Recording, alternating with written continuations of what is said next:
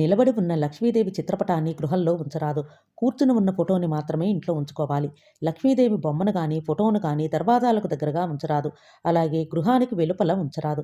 లక్ష్మీదేవి ఫోటోను పూజామందిరంలో ఉంచి పూజించాలి. తీవ్రమైన నరఘోషతో బాధపడేవారు లక్ష్మీ నరసింహస్వామి వారి యొక్క ఫోటోను గృహంలో ఉంచి ప్రతిరోజు అర్చించాలి. శుక్రవారం రోజు విశేషమైన పూజ చేస్తే మంచి ఫలితాలు ఉంటాయి. ఇంట్లో ప్రశాంతతను కోరుకునేవారు శ్రీరామ పట్టాభిషేక ఫోటోను గృహంలో ఉంచి పూజించాలి. అనేక భయాలతో బాధపడేవారు ఆంజనేయ స్వామి వారి యొక్క చిత్రపటాన్ని ఉంచి పూజించాలి.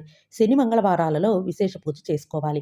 సుఖప్రదమైన వివాహ జీవితానికి ఉమామహేశ్వరుల ఫోటోను ఇంట్లో ఉంచి పూజించాలి. మంచి ఆరోగ్యం కోసం లక్ష్మీనారాయణుల యొక్క ఫోటోను ఇంట్లో ఉంచి పూజించాలి. అదేవిధంగా అన్నిటా జయం సర్వత్రా అభివృద్ధి కొరకు శ్రీ లలితాదేవి యొక్క ఫోటోని ఇంట్లో ఉంచి పూజించాలి. ప్రతిరోజు లలితా సహస్రనామాలు ఎవరైతే చేస్తారో వారికి సకల మంగళప్రదంగా ఉండి సుఖశాంతులు లభిస్తాయి. దేవుని యొక్క విగ్రహాలను గృహంలో ఉంచితే నిత్య పూజ తప్పనిసరిగా చేసుకోవాలి. 6 అంగుళాల లోపు ఉండే విగ్రహాలను ఇంట్లో పెట్టుకోవచ్చు. చిన్న చిన్న దేవుడి విగ్రహాలు ఇంట్లో ఉండవచ్చు. అయితే పెద్ద విగ్రహాలను ఇంట్లో ఉంచరాదు. శని యంత్రాలు ఇంట్లో ఉంచరాదు. అలాగే నల్లని విగ్రహాలను కూడా ఇంట్లో ఉంచరాదు. పెద్దలు పండితుల యొక్క సలహా మేరకు ఇంట్లో దేవుని విగ్రహాలు ఫోటోలు పెట్టుకుంటే మంచి అభివృద్ధి ఉంటుంది.